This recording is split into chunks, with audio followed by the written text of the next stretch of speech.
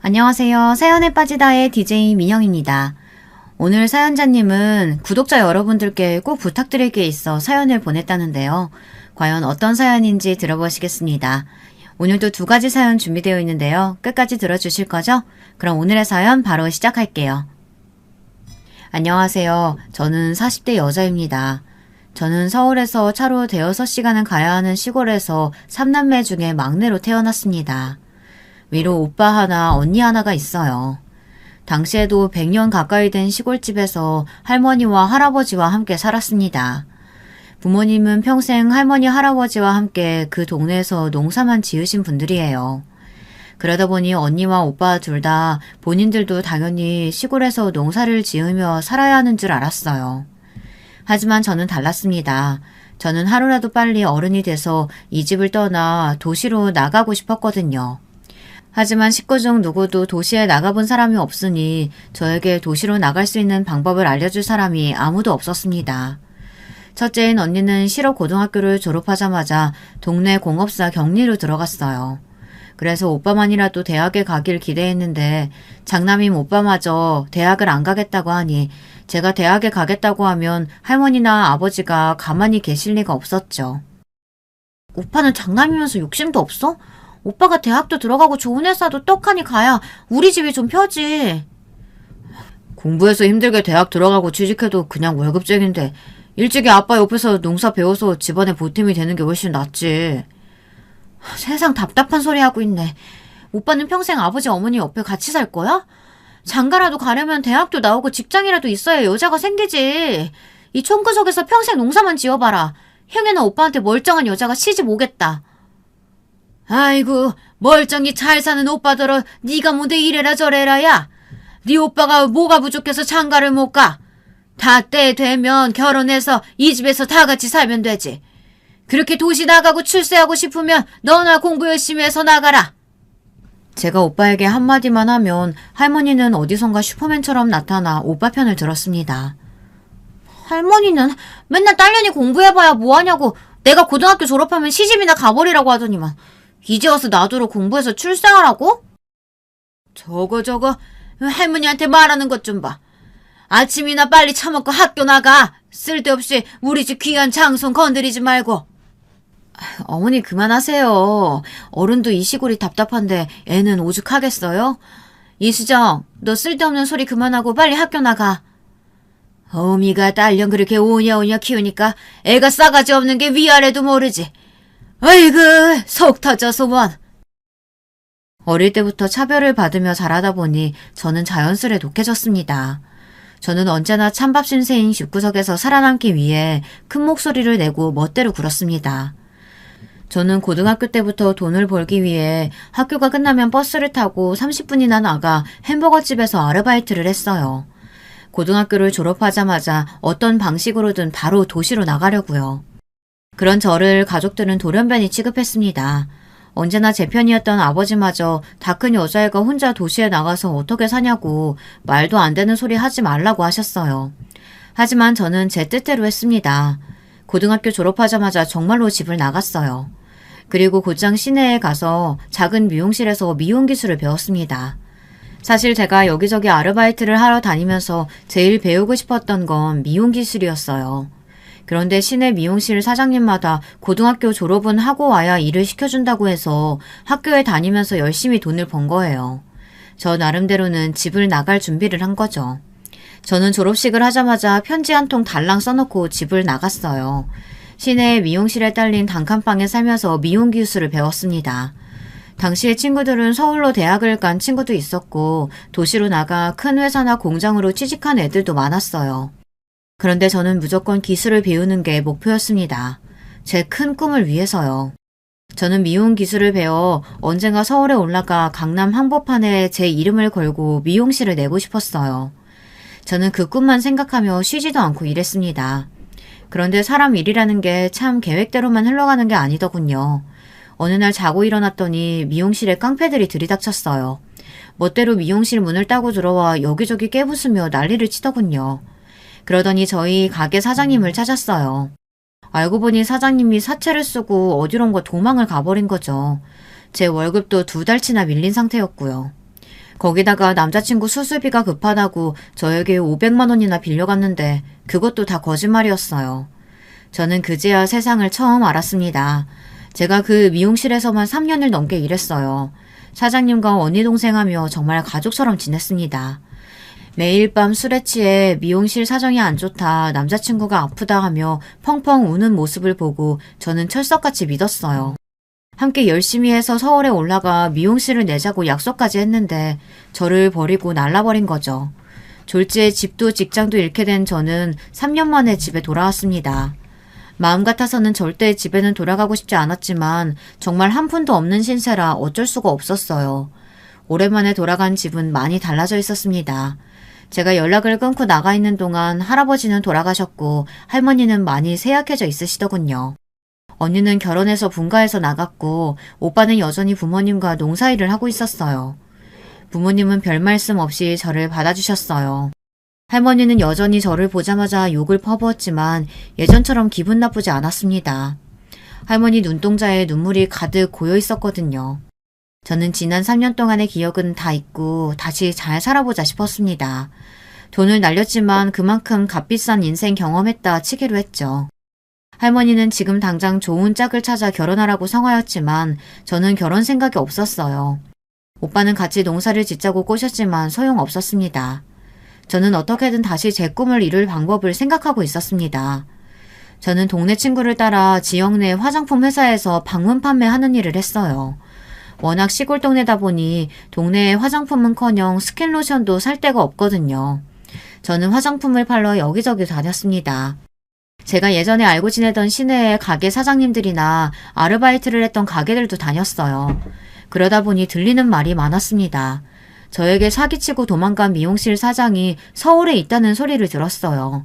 심지어 서울에서 미용실을 차렸대요. 행여나 깡패놈들이 소문 듣고 서울까지 찾아갈까봐 다들 쉬쉬했지만 서울 동대문에서 봤다는 소문이 있다고 하더라고요. 그 이야기를 듣고 집에 들어왔는데 도무지 아무것도 할 수가 없었습니다. 억울해서 밥도 안 먹히고 일도 손에 잡히질 않았어요. 생각해보니 사장년 언니가 동대문 제기동에서 옥장사를 했다고 했던 기억이 났어요.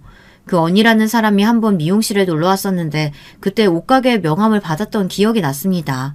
저는 서랍 여기저기를 뒤져 그때 받았던 명함을 찾아냈어요. 저는 도저히 안 되겠다 싶어 큰 마음을 먹고 다시 집을 나가기로 했습니다. 이대로는 억울해서 발 뻗고 잘 수가 없었어요. 가족들 얼굴을 볼 자신이 없어서 모두가 다 잠든 새벽에 짐을 싸서 나왔습니다. 그런데 그만 할머니께 들키고 말았어요. 사실 제가 가진 돈이 하나도 없어 할머니가 돈을 넣어놓고 매일 꺼내 쓰시는 금고에 손을 댔거든요. 당장 서울에 가서 지낼 곳이라도 구해야 하는데 정말 가진 돈이 하나도 없으니 여관방이라도 구하려고 조용히 30만 원 정도만 챙겨가려고 했죠. 그런데 막상 금고를 여니 욕심이 생기더군요. 저는 10,000원짜리 묶음을 2개나 챙겨 가방에 쑥 집어넣었어요. 너 이수정, 이 년이 지금 뭐 하는 거야? 감히 내 돈에 손을 대? 가방에 돈을 넣고 방을 나서려던 순간 잠에서 깬 할머니가 저를 잡으려고 달려들었어요. 할머니, 이 돈 제가 빌려가는 거예요. 제가 서울에 가서 사기꾼년 잡으면 금방 갚아드릴게요. 죄송해요. 진심이었습니다. 정말 서울에 올라가서 사기꾼년을 잡는 대로 할머니 돈부터 갚아드릴 생각이었어요. 하지만 제 말에도 할머니는 욕을 퍼부으며 제 뒤를 따라왔습니다. 저는 노쇠한 몸으로 저를 따라오는 할머니에게 죄송하다고 그만 들어가시라고 소리쳤지만 소용없었습니다. 할머니는 결국 집 앞 골목이 다 끝날 때까지 쫓아오시다가 넘어지셨어요. 저는 넘어진 할머니를 보고도 앞만 보고 달렸습니다. 이제 와서 다시 돌아갈 수는 없었어요. 애매하게 지금 돌아가봐야 욕만 먹고 등이나 몇 대 두드려 맞고 끝날 게 뻔해요. 하지만 저는 어떻게든 서울에 올라가 그 사기꾼년을 잡아야 했습니다. 저는 혹시나 가족들이 따라올까봐 무서워서 해가 뜰 때까지 걸어서 택시를 잡아타고 기차역으로 갔어요. 그러고는 곧장 서울에 올라가 그 사기꾼년 언니 옷가게가 있는 동네에 갔습니다. 그런데 명함에 적힌 옷가게 바로 그 옆에 정말 미용실이 있었어요. 그것도 제가 일했던 미용실 이름과 똑같은 이름의 미용실이었습니다. 그토록 올라오고 싶었던 서울에 이런 식으로 올라가게 될 줄은 몰랐어요. 사실 서울까지 올라가면서도 반신반의했습니다. 서울에 그 사기꾼 년이 미용실을 차렸다는 말이 사실이 아니길 바랬어요. 그런데 사실이었습니다. 미용실 앞에 쪼그리고 앉아 기다리는데 10시가 딱 되자마자 멀리서 익숙한 여자가 걸어오더군요. 웬 아기를 안고 걸어오는데 그 사기꾼 년이 맞았습니다. 저는 그 사기꾼 년을 보자마자 달려들었어요. 그러고는 머리끄댕이를 잡고 마구 흔들었습니다. 인연이 내 돈 갖고 날라놓고 서울에서 버젓이 가게까지 차리고 잘만 살아? 너 잘 만났다. 오늘 너 죽고 나 죽자. 수정아, 그만 좀 해. 내가 설마 너한테 정말 사기치려고 그랬겠어? 우리 아기, 이러다 우리 새끼 떨어져. 품에 안은 아기를 껴안으며 머리를 놔달라고 소리를 치는 통에 저는 머리를 잡은 손을 놓았습니다. 분명 저랑 일할 때는 아가씨였는데 웬 아기인가 싶었죠. 주변에 보는 눈도 있으니 저에게 좀 가라앉히라며 사기꾼 사장년이 저를 가게 안으로 데리고 들어갔습니다. 그제야 똑바로 보니 품 안에 안고 있던 아기가 이제 갓 100일이나 지났을까 싶더군요. 그러고 보니 가게 안에 유모차며 아기 젖병이며 아기 용품이 많아 보였어요. 사실은 너랑 같이 일할 때 내가 애가 생겼어. 너도 알잖아. 그때 내 남자친구 뇌종양이라고 수술받아도 얼마 못 산다고 한 거.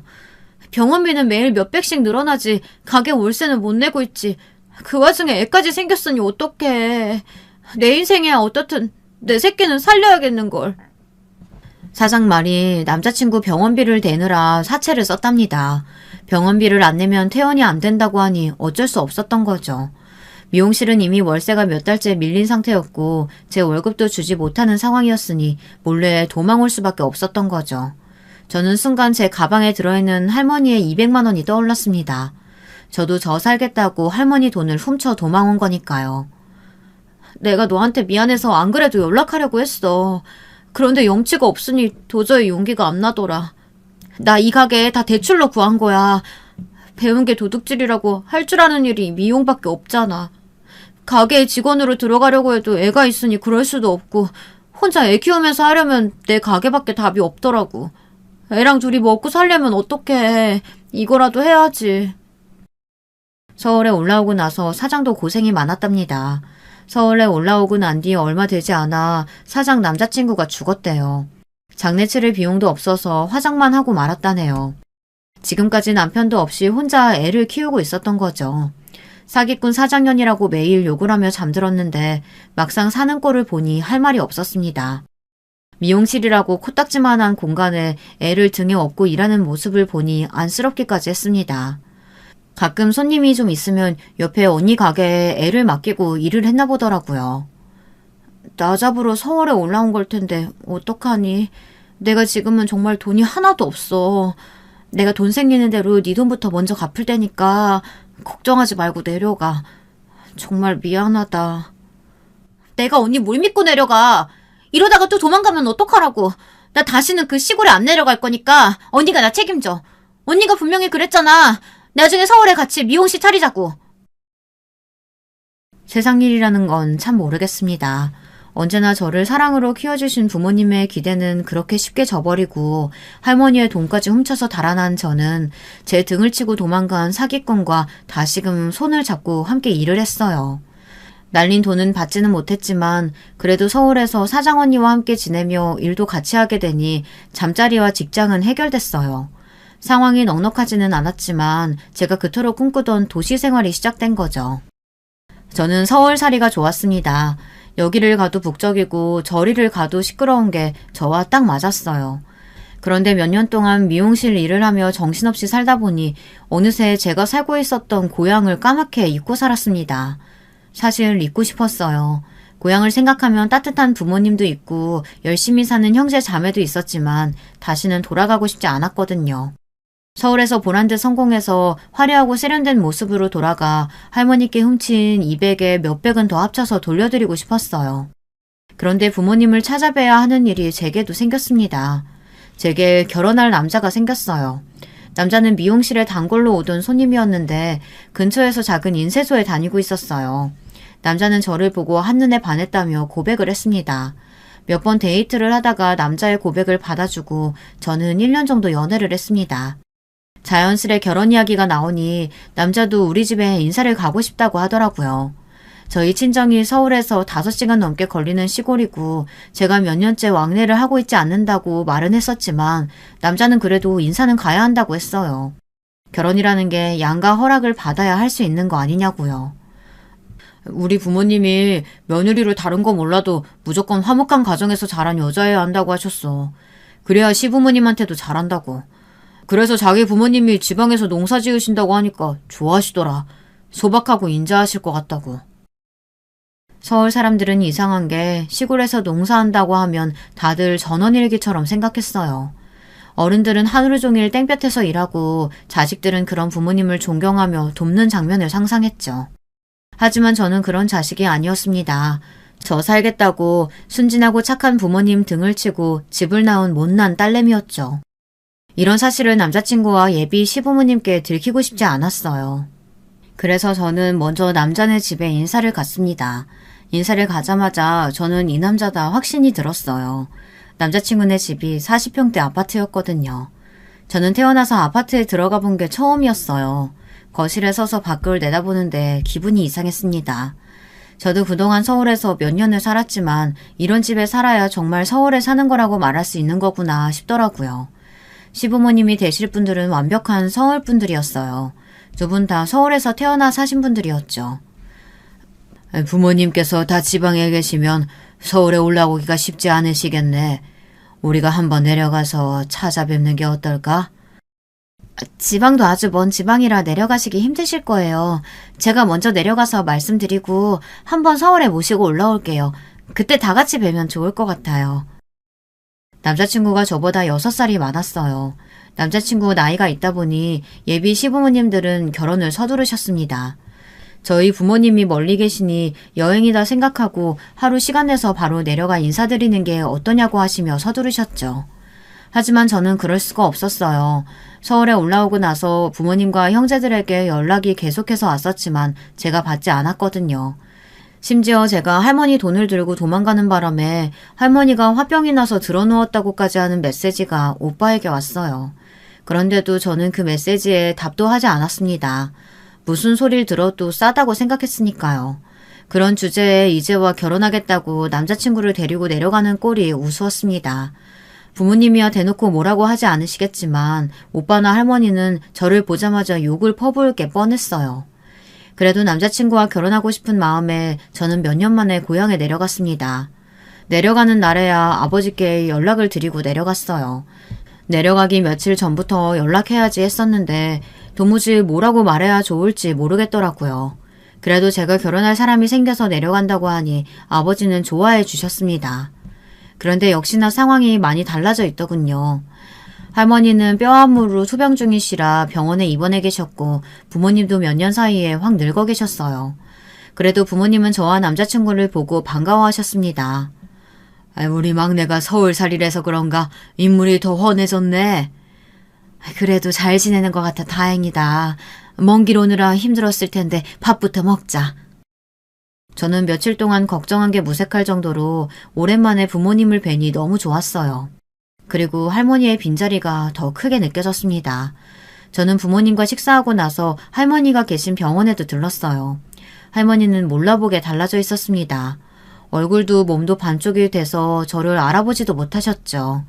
그 모습을 보는데 눈물이 왈칵 하더군요.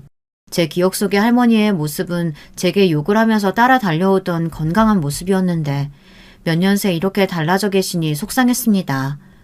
저는 이자를 더 넣지는 못했지만 그때 제가 훔쳐갔던 할머니의 200을 봉투에 담아 할머니 손에 쥐어드렸어요. 그때는 너무 죄송했어요. 할머니 다시 뵈면 정말 잘해드리려고 했는데. 저처럼 철딱선이 없는 손녀가 세상에 또 있을까요? 아무리 많이 혼나고 싸웠어도 함께 살았던 세월이 있는데 제가 너무 모든 걸 외면하고 살았었다라는 생각이 들었습니다. 저는 할머니의 손을 꼭 잡아드리고 제 결혼식에 꼭 오셔야 한다는 말씀을 드리고 왔어요. 얼마 뒤 저는 결혼을 했어요. 할머니 건강 상태가 좋지 않으셔서 서둘러 식을 올렸습니다. 할머니께 제가 결혼하는 모습을 꼭 보여드리고 싶어서요. 사람 사는 게 참 쉽지 않습니다. 저는 결혼만 하면 제 인생은 탄탄대로라고 생각했어요. 그런데 아니더군요. 막상 결혼해 살다 보니 새로운 고난이었습니다. 저는 결혼하고도 미용실에서 계속 일을 했는데요. 몇 년 열심히 했더니 동네 단골들이 좀 생겨서 그런 대로 먹고 살만 했습니다. 사실 저는 1, 2년만 고생 더 하고 제 가게를 차려 나갈 생각이었어요. 함께 일하던 사장 언니도 아이가 크면서 돈이 많이 들어가다 보니 제 월급까지 주며 같이 일하기가 버거워 보였거든요.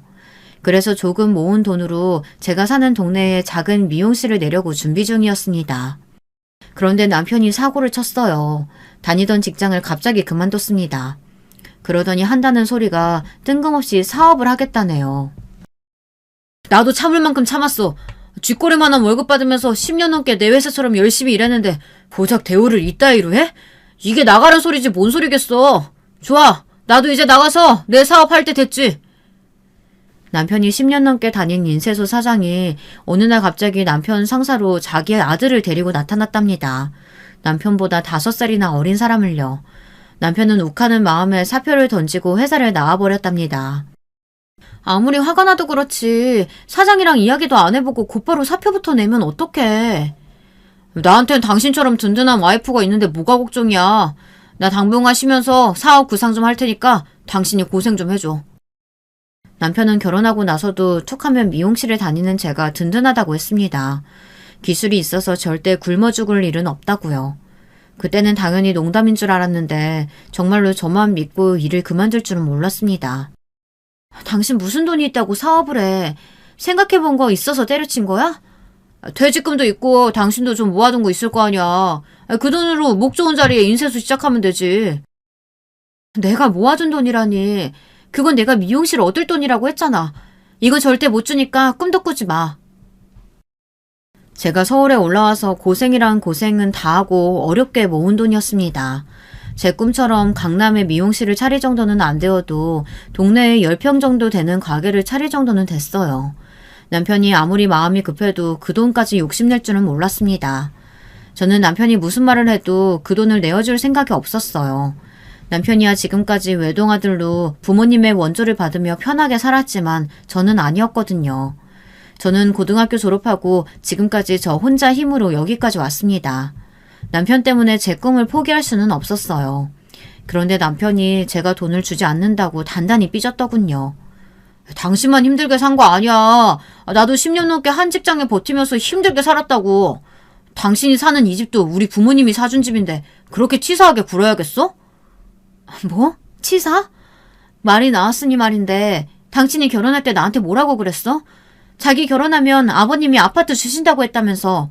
근데 막상 결혼 날짜 잡고 나니까 돈 없다고 우리더러 집 구하라고 하셨잖아. 그랬습니다. 사실 제가 말을 안 해서 그렇지 결혼할 때 일이 좀 있었어요. 결혼 전에 남편은 저에게 결혼하게 되면 무조건 서울에 20평대 아파트를 사주겠다고 했습니다. 본인이 외동아들인데다가 3대 독자인데 부모님이 안 해주실 리가 없다고요. 물론 아파트 때문에 결혼을 결심한 건 아니었지만 그래도 사람이 사랑만 가지고 사는 건 아니잖아요. 이왕이면 아파트에다가 내 집에서 시작하면 훨씬 더 안정적이고 좋죠. 그런데 막상 결혼 날짜가 다가오니 시부모님께서 집안에 급한 일이 생겼다며 당장 집을 구해줄 돈이 없다고 하셨어요. 또 그 이야기! 그때는 아버지가 집안에 중요한 일이 생겨서 어쩔 수 없다고 그랬잖아. 그래서 내가 없는 돈 끌어다가 이 집 마련한 거 아니야. 이 집이 아파트야? 빌라도 고작 투룸의 전세잖아.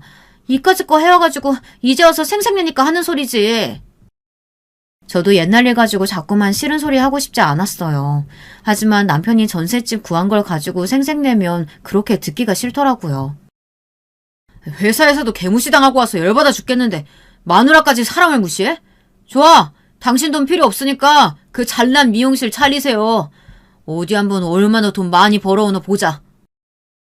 남편은 자기 할 말만 해놓고는 화를 내며 문을 쾅 소리가 나게 닫고 나가버렸습니다. 저는 서울 남자와 결혼만 하면 잘 살 줄 알았어요. 그런데 말이 좋아 서울 남자지 저희 아버지나 오빠와 다를 게 없었습니다. 남편도 항상 본인만 생각하고 제가 하는 희생을 당연하게 여겼죠. 시부모님도 마찬가지였어요. 결혼 전에나 우리 며느리라고 예뻐했지 막상 결혼하고 보니 매일 아들 하시면서 자기 아들만 귀하지 저는 찬밥이었어요. 결혼하고 나서 얼마 안 됐을 때 일이에요. 제가 원래 밀가루 음식이 몸에 잘 안 받아요. 국수 같은 면 요리를 먹으면 잘 체하는 편입니다. 어느 날 시댁에서 어머님이 콩국수를 해주셔서 먹었는데 그날도 제가 좀 체한 거예요. 자꾸 속이 더부룩하고 메스꺼려서 화장실에 들락날락 거렸어요. 그러자 시어머니가 대뜸 저더러 설마 애 생긴 거 아니냐고 하시더군요. 저는 시부모님께서 벌써 손주를 원하시나 싶어서 바로 아니라고 그냥 좀 체한 거라고 말씀드렸습니다. 그런데 시어머님이 하시는 말씀이 기가 막히더군요. 손주를 원하신 게 아니었어요. 오히려 그 반대였습니다. 그래, 결혼한 지 얼마 되지도 않았는데 둘이 열심히 일해서 좋은 집 살 생각을 해야지. 너 괜히 일하기 싫다고 덥석 애부터 가지면 안 된다. 그러면 우리 아들이 너무 고생해. 결혼한 지 얼마 되지 않았으니 괜한 노파심에 하시는 이야기라는 걸 저도 아는데도 은근 기분이 상했습니다. 다른 시부모님들은 며느리가 생기면 하루라도 빨리 손주를 보고 싶다고 성화라는데 저희 시댁은 달랐죠. 하나뿐인 아들이 혹시나 처자식 때문에 고생하는 거 아닌가 미리부터 걱정하셨어요. 그래, 요즘은 세상이 바뀌어서 남자만 벌어서는 생활이 안 돼. 좋은 기술 썩어봐야 뭐하냐. 벌 수 있을 때 바짝 벌어야지. 에이, 우리 자기야 기술직인데 애 낳아도 충분히 일하면서 돈 벌 수 있어요. 그리고 내 나이도 있는데 아이 생기면 감사합니다 하고 우리 엄마가 키워주면 되지.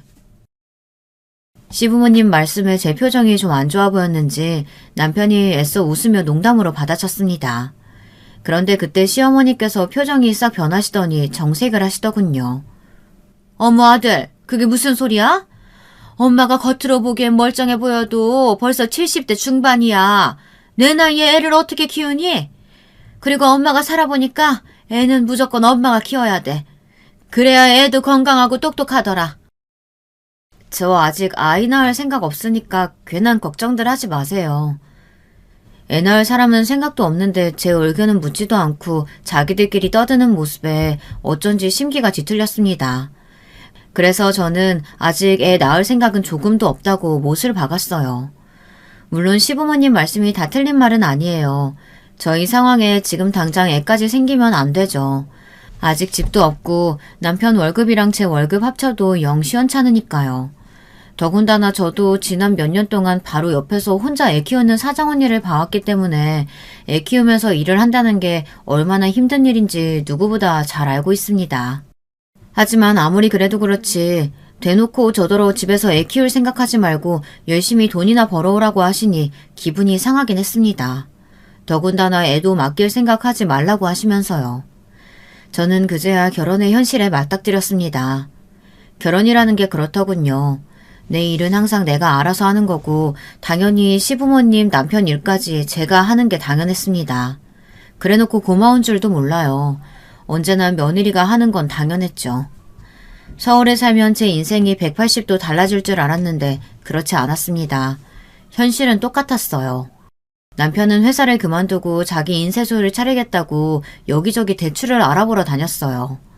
저는 신경 쓰지 않았습니다. 본인이 알아서 하겠다고 회사를 그만두고 나왔으니 알아서 하게 뒀어요. 반면 저는 저의 첫 번째 미용실을 차렸습니다. 저는 너무 뿌듯해서 아직 인테리어 공사가 다 끝나지도 않았는데도 미용실에서 며칠은 잘 수 있을 것 같았어요. 그 정도로 기뻤습니다. 서울 하늘 아래 제 이름으로 된 미용실이라니 정말 꿈만 같았습니다. 미용실 오픈식 날이 되었어요. 시부모님과 친정부모님, 오빠, 언니까지 다들 서울에 올라왔어요. 남편은 미용실 안에서 식구들이 먹을 음식을 준비하고 있었고 저는 동네 사람들에게 돌릴 떡을 준비하고 있었죠. 그런데 그때 시어머니께서 굳이 하지 않아도 될 말을 하셨습니다. 아이고, 인테리어가 삐까번쩍한 게 미용실 차린다고 돈도 꽤나 썼나 보다. 이럴 돈 있으면 남편 인쇄소나 좀 차려주면 좀 좋아? 명색이 남편이 직장이 없이 집에서 빈둥거리고 있는데 우리 며느리는 속도 안 상하나 봐. 순간 시끌벅적했던 미용실 안에 정적이 흘렀습니다. 에이, 당신은 좋은 날 왜 그런 소리라고 그래? 안 그래도 아들놈 집에서 빈둥거리는 거 사돈댁에 죄송해 죽겠는데. 죄송하긴 뭐가 죄송해요. 우리 아들도 10년 넘게 한 직장에서 열심히 일했는데 이제 좀 자기 사업할 때도 됐지. 안 그래도 시어머니는 남편이 회사를 그만두고 사업을 하겠다고 여기저기 돈을 구하러 다니는 걸 아시고는 저에게 미용실은 나중에 차리고 남편 인쇄소부터 차려주면 안 되겠냐고 하셨어요. 하지만 저는 단칼에 거절했습니다. 시어머니도 그 자리에서는 더 이야기 안 하시더니만 굳이 오픈식 날 저희 친정 부모님도 계신 자리에서 그런 소리를 하더군요. 사실 사돈도 계신 자리니까 하는 소린데 미용실에서 하루 종일 혼자 아줌마들 파마 말아줘봐야 얼마나 벌겠어요. 그럴 바에야 남편 사장님 만들어주고 사모님 소리 들으면서 사는 게 훨씬 낫죠. 저는 기가 막혀서 말문이 다 막혔습니다. 그런데 그때였어요. 점잖게 앉아 한마디도 안 하시던 친정아빠가 입을 뗐습니다. 우리 딸내미 사모님 소리 듣게 해주고 싶으시면 사돈이 우리 사위에 인쇄소 차려주시면 되겠네요. 저는 우리 딸 미용실 차려주고 싶어도 나 살기 바빠서 지금까지 못 차려줬는데 우리 장안딸이 혼자 알아서 서울에 미용실까지 차리니 아주 예뻐 죽겠습니다. 친정아빠의 말에 시부모님은 한마디도 못하고 입을 딱 다물었습니다. 저는 친정아빠를 바라보며 슬쩍 웃어 보였어요. 아버지를 보자 마음이 벅차오르고 든든했습니다. 어머, 벌써 다들 와 계셨네요? 이렇게 좋은 날 술이 빠지면 안 되죠. 제가 아주 좋은 술 사왔으니까 다들 한 잔씩들 드셔보세요. 때마침 사장언니가 와서 분위기를 풀어준 덕분에 오픈식은 잘 마칠 수 있었습니다. 그래도 사장언니가 없었다면 제가 서울에 제 이름 걸고 미용실을 차리기 힘들었을 거예요. 언니도 혼자 아이 키우면서 미용실 운영하느라 힘들었을 텐데 저에게 빚이 있다는 이유만으로 몇 년 동안 먹여주고 재워주며 일까지 시켜줬으니까요. 그리고 가장 중요한 건 언니가 제 돈을 안 갚고 서울로 도망치지 않았다면 저는 서울에 오지 못했을 겁니다. 그러던 어느 날이었어요. 병원에서 몇 년 동안 투병하시던 저희 할머니가 돌아가셨습니다. 저와 남편은 급하게 고향으로 내려갔어요. 할머니 장례가 끝나고 장지까지 다녀와 아버지 댁에서 하루 자고 그 다음날 서울에 올라가기로 했습니다. 그런데 그날 밤 어머니께서 자식들을 다 불러 모았습니다. 저희에게 할 이야기가 있다고요. 지금부터 내가 하는 말 잘 들어라. 할머니께서 돌아가시기 전에 땅을 다 정리하셨어. 살아생전에 며느리라고 그렇게 구박하시더니만 당신 늙어서 옆에서 돌봐주고 신경 써준 건 나밖에 없었다고 미안하다 하시면서 할머니 앞으로 되어있던 땅을 다 내 앞으로 주기로 하셨어. 순간 그 자리에 있던 저와 오빠, 언니는 물론이고 형부랑 저희 남편까지 놀라서 입이 쩍 벌어졌어요. 사실 어릴 때는 아버지 재산이 얼마인지 할아버지가 가진 땅이 몇 평인지 관심도 없었어요. 하지만 저도 어른이 되고 나서는 궁금하기는 했습니다. 그런데 할아버지 할머니께서 남기신 땅이 꽤 된다네요. 이번에 할머니께서 재산을 정리하시면서 대충 시세를 알아봤는데 가진 땅을 다 팔면 20억이 넘는데요. 20억이라는 말에 저도 모르게 침이 꼴깍 삼켜졌습니다. 제가 어머니 땅에 욕심내지 않을 수가 없는 게 이미 친정 부모님께는 할아버지께서 돌아가실 때 먼저 증여한 땅이 있었어요. 어머님처럼 욕심 없이 평생 살아오신 분이 땅이 생겼다고 해서 절대 혼자 다 가질 분이 아니었죠. 분명 자식 셋에게 공평하게 나눠주시려고 부르신 거라 기대했습니다. 그런데 제가 김칫국을 아주 세게 먹었더군요. 친정엄마는 저희 자식들에게 공평하게 땅을 나눠주겠다고 부르신 게 아니었어요. 우리 큰딸이나 막내는 시집가서 가정도 잃었으니 남편하고 오순도순 잘 살고 있지만 우리 장남은 40이 넘어서도 장가도 못 가고 혼자 부모 뒷바라지 하느라 고생하잖니. 내가 요즘 우리 장남만 생각하면 잠이 안 온다. 잠이 안 와. 듣다 보니 뭔가 이상했습니다. 할머니께 증여받은 땅 이야기를 하다가 뜬금없이 오빠 이야기를 꺼내는 게 왠지 기분이 쎄했습니다. 엄마, 지금 오빠한테 땅 주려고 밑밥 가는 거야? 오빠가 장가 못 간 거야. 오빠가 못나서 그런 건데 그게 불쌍하다고 땅을 다 주는 게 어딨어. 수정아, 엄마 얘기 아직 안 끝났어. 오빠한테 땅을 다 주겠다는 게 아니야. 엄마 아빠 늙어서 병나기 전에 우리 장남 장가라도 보내야 할 거 아니야. 그래서 외국에서 신부를 좀 데리고 와야 하는데 요즘은 그것도 법적으로 쉽지가 않다네. 남편한테 재산이라도 좀 있어야 데려올 수 있나 봐. 그래서 일부만 먼저 오빠한테 증여해주고 외국에서 신부라도 데려오겠다는 거야. 저는 상중이라 웃으면 안 되는데 어머니 이야기에 자꾸만 웃음이 튀어나왔습니다. 제가 사는 게 바빠서 잠시 잊고 있었어요. 저희 친정은 언제나 우리 아들 장남 위주로 돌아간다는 걸요. 제가 일해서 집을 나간 거였는데 그걸 깜빡했더군요. 너희 엄마 말은 무조건 아들한테 다 주겠다는 게 아니라 우선 먼저 일부만 아들에게 증여해주고 나중에 우리가 더 늙어서 죽을 때 되면 그때 똑같이 나눠주겠다는 얘기야. 무슨 말인지 알지? 친정부모님 말씀에 착한 언니는 괜찮다고 어머니 아버지 편하신 대로 하라고 했습니다. 하지만 저는 아니었어요. 지금 당장 살기 힘든 거야 저나 오빠나 다 똑같은데 왜 오빠만 재산을 먼저 주겠다는 건지 이해가 되질 않았죠. 저번에 나 미용실 오픈식 때 아버지가 와서 뭐라고 그랬어. 나 미용실 차려주고 싶었다며. 그럼 지금이라도 땅 팔아서 나 강남에 미용실 차려주면 되잖아. 장가 가는 게 뭐라고 오빠만 먼저 증여해주는 건데. 여보 그만해. 부모님 속상하시게 왜 그런 소리라고 그래. 남편이 말리지 않았다면 저는 그 자리에서 더 한 소리도 했을 거예요. 뒤늦게 정신을 차리고 보니 제 찰떡선이 없는 소리에 친정 부모님께서 저에게 잔뜩 실망한 표정으로 시무룩해져 있었어요. 저는 친정 부모님께 서운했지만 여기서 더 해봐야 저에게 좋을 게 없을 것 같아 그쯤 하고 서울로 올라왔습니다. 그래도 비빌 언덕이 아예 없는 것보다야 나중에라도 물려받을 땅이 조금이라도 있다는 게 저에게는 위안이 됐습니다.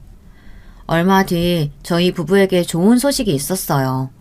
시부모님께서 남편이 직장도 없이 놀면서 미용실에 나와 제 일을 돕는 게 마음이 쓰이셨는지 집을 팔아 남편 사업자금을 주기로 하셨습니다. 사실 남편이 얼마 전부터 시부모님을 설득하긴 했어요. 노인양만 두 분이 사시는데 40평대 아파트는 너무 넓지 않아요? 우리 집 근처에 작은 아파트도 시설 좋고 깨끗한 데 많아요. 그쪽으로 옮기시고 남은 돈은 아들한테 투자하시는 거 어때요? 네 말이 무슨 소린지는 아는데 사업보다는 직장 생활하는 게 훨씬 더 마음 편하지 않겠어? 당신은 하나밖에 없는 아들이 사업 좀 해보겠다는데 밀어주지는 못할 망정 왜 초를 쳐요? 남편도 웃긴 게 저한테는 친정부모님 앞에서 재산 가지고 왈가왈부하지 말라고 하더니만 본인은 시부모님 집을 팔아 사업을 할 생각을 하고 있었습니다. 시아버지는 썩 내켜하시지 않았지만 시어머니에게는 귀한 외동아들의 입김이 통했는지 시아버지를 설득해서 정말로 집을 파셨어요. 그리고는 작은 집으로 이사하고 남은 돈을 제 통장으로 보내주셨습니다. 내 아들놈이지만 도무지 무슨 생각으로 갑자기 사업을 하겠다는 건지 믿을 수가 없다. 그래도 우리 며느리 네가 똑똑하니까 내가 믿고 이 돈 주는 거야. 네가 이 돈 가지고 있다가 네 남편한테 줘라. 시아버지는 아들보다 저를 더 믿는다고 하시며 집을 팔고 남은 돈을 저에게 다 주셨어요. 그러던 중 저에게 일이 좀 생겼습니다. 한 번 배신한 여는 끝까지 배신하는 건지 한 번 당해놓고 또 당했습니다. 무슨 소리냐고요? 제가 믿었던 사장년에게 또 당하고 말았어요. 사연은 이랬어요. 여러분도 제 꿈이 뭔지 아시죠? 강남 한복판에 제 미용실을 내는 거예요. 그 꿈을 누구보다 잘 아는 사장 언니가 제게 솔깃한 이야기를 꺼냈습니다. 내가 아는 언니가 아들 데리고 갑자기 미국에 이민 간다고 강남에 있는 숍을 나눴대. 내가 한다고 하면 싸게 준다고 하는데 너 나랑 같이 들어갈래? 저는 드디어 제게도 기회가 왔다는 느낌을 받았습니다. 제가 이토록 강남 입성을 꿈꾸는 이유는 제가 다른 건 몰라도 실력만큼은 자신 있다는 겁니다. 제가 미용실을 오픈하고 1년도 안 돼서 직원까지 둘 정도로 장사가 잘 됐어요. 원래 미용실은 동네 장사가 더 힘든 게 단골이 많아야 하기도 하지만 실력이 없으면 절대 소개 손님이 생기질 않는다는 겁니다. 저는 미용실을 오픈한 지 몇 달 되지도 않아서 제 실력이 좋다는 소문이 동네 맘카페에 돌아 꽤 홍보가 됐어요. 그래서 지금도 단골의 소개 손님만으로도 미용실 예약이 꽉 찼습니다. 아무리 장사가 잘 돼도 이제 가게를 시작한 지 1년 좀 넘었으니 강남에 샵을 낼 정도로 큰 목돈은 아직 없었죠. 그래서 처음엔 저도 돈 없다고 거절했습니다. 그런데 얼마 뒤 언니에게 또 연락이 왔어요. 내가 우리 사정 다 이야기했더니 언니가 우선 50%만 내고 들어오래. 언니도 어차피 급하게 미국에 들어가야 해서 나머지는 장사하면서 갚으라는데 어때? 너랑 나랑 반반씩 구해볼까? 저는 솔깃했습니다. 그럴 수밖에 없는 게 지금 제가 하고 있는 가게 보증금을 빼고 조금만 더 돈을 구하면 그 정도 비용은 해결할 수 있을 것 같았거든요. 우리가 이런 기회 아니면 언제 강남에 샵을 차리겠어. 언니 말이 이미 고정 단골도 많아서 차리기만 하면 돈방석이래. 그 언니가 혼자 장사해서 번 돈으로 아들 유학 보내는 거잖아. 내 말 믿고 우리 같이 해보자. 저는 순간 머릿속에 계산기가 휘리릭 돌아갔어요. 가게 보증금 말고는 도저히 끌어올 돈이 없는데 어디서 구하나 싶었죠. 그런데 그 순간 제 머릿속에 떠오른 것이 있었습니다. 바로 시아버지가 보내주신 돈이었어요. 그 돈이면 사장 언니랑 같이 강남 샵을 인수하고도 남았죠. 수정아, 우리 고민할 시간이 없어. 이미 우리 말고도 다른 쪽에서 지금이라도 당장 계약금 넣겠다고 하는 사람이 있대. 알았어, 언니. 우리 이거 하자, 해. 저는 순간 뭐에 홀린 것 같았어요. 그럴 수밖에 없는 게 어릴 적부터 꿨던 제 꿈이 바로 코앞에 있는데 도저히 포기할 수 없었죠. 그럼 네가 먼저 계약금 좀 보내줄래? 내가 우리 아들 어제부터 열이 나서 하루 종일 꼼짝도 못하고 있거든. 저는 혹시나 그 가게를 다른 사람에게 뺏기기라도 할까봐 무서워서 당장 제 통장에 있던 시아버지의 돈에서 먼저 계약금을 보냈습니다. 그리고 다음날 곧바로 부동산에 가서 제 가게를 내놨어요. 워낙 목이 좋은 자리다 보니 다행히도 보증금을 내기 전에 가게가 금방 나갔습니다. 저는 앞으로 저에게 벌어질 일도 모른 채 강남 샵 원장이 될 생각만 하며 꿈에 부풀어 저절로 콧노래가 나왔습니다. 물론 시아버지가 준 돈 일부를 제가 쓰고 아직 남편에게 말하지 않았다는 게 미안하긴 했지만 금방 해결할 수 있는 문제라고 생각했어요. 강남에 샵을 오픈하면 그 정도 돈이야 금방 해결할 수 있으니까요. 그런데 생각지도 못한 일이 벌어지고 말았습니다. 제 미용실을 뺀 보증금을 사장 언니에게 보내고 난 뒤부터 언니와 연락이 안 되기 시작했어요. 저는 점점 마음이 불안해졌지만 애써 아닐 거라고, 바빠서 연락이 안 되는 걸 거라고 마음을 다잡았습니다. 그러고는 곧장 사장 언니네 집으로 향했어요. 그런데 그 이후로 사장 언니는 만날 수가 없었습니다. 마음이 다급해진 저는 사장 언니랑 갔었던 강남 샵으로 달려갔습니다. 그런데 저에게 샵을 구경시켜줬던 여자는 이미 사라지고 없었어요. 저는 가슴이 철렁 내려앉는 것만 같았습니다. 알고 보니 그 샵 사장은 전혀 다른 사람이었고 샵을 내놓은 적도 없다네요. 저는 또 당한 거예요. 한 번 나쁜 년은 평생 나쁜 년이었습니다. 사장년은 살던 집도 진즉 뺐고 가게도 진즉 팔았다네요. 심지어 동대문에서 옷가게를 하던 사장년의 언니도 가게를 빼고 사라졌습니다. 저는 그대로 바닥에 주저앉았어요. 하루아침에 가게를 잃은 제가 한심해서요. 저는 곧장 경찰서로 가서 신고부터 했어요. 그런데 사기를 당한 게 저뿐만이 아니라네요. 저처럼 미용실을 하는 사람 중에 몇 명이나 더 당했다더군요. 경찰 말이 그 사장년은 이미 출국한 상태라 찾으려면 시간이 좀 걸릴 테니 집에 돌아가라고 했습니다. 경찰서를 나와 터덜터덜 집으로 돌아왔는데 집 앞에 남편이 나와 저를 기다리고 있더군요. 저를 발견한 남편은 헐레벌떡 달려왔어요. 여보, 어떻게 된 거야? 자기 가게 갔더니만 문도 잠겨져 있고 부동산 아줌마 말이 당신이 가게 팔았다던데. 저는 도저히 남편에게 뭐라고 말해야 할지 몰라 눈물만 뚝뚝 흘렸습니다. 당황한 남편은 도대체 무슨 일이냐고 다그쳤어요. 순간 넋을 놓은 저는 남편에게 있는 그대로 다 이야기했습니다. 그러자 남편의 표정이 싹 변했어요. 당신 미쳤어? 어떻게 그렇게 중요한 일을 나랑 상의 한마디 안 하고 혼자서 다 결정할 수가 있어? 가게 보증금까지 날린 것도 모자라서 우리 아버지가 준 돈까지 날렸다고?